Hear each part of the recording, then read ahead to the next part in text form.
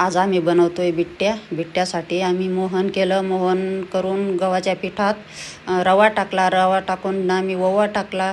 ओवा टाकला आणि जिरंही टाकलं. त्याच्यात खायचा सोडा पण टाकला. त्याच्यात मीठ पण टाकलं.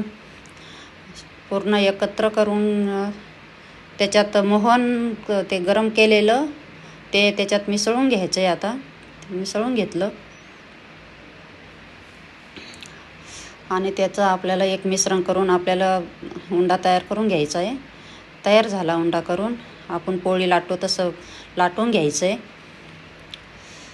आणि लाटल्यानंतर आपण पोळीला असं पूड तयार करतो तसे करून घ्यायचे आणि त्याचा गोल आकार करून घ्यायचा. असं आत दाबून त्याचा गोल आकार करून घेतला आहे आपण.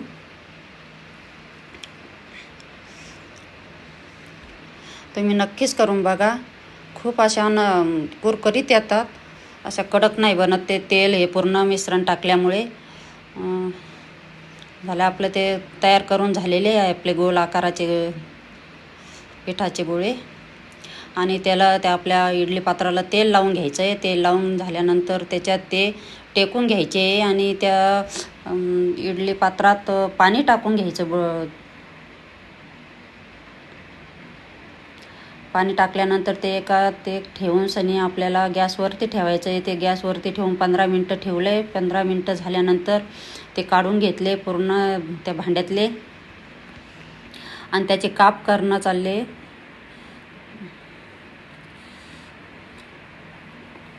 काप पूर्ण झालेले.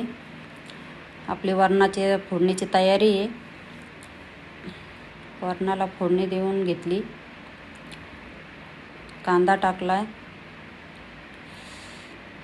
कांदा झाल्यानंतर आपण त्याच्यात कढीपत्ता टाकला. लसूण टाकून घेतला आणि ते थोडं लालसरपणा येऊ दिला. त्यानंतर आपण टमाटर टाकलं. टमाटर झाल्यानंतर आपण पूर्ण मसाला टाकून घेतला आहे त्यामध्ये.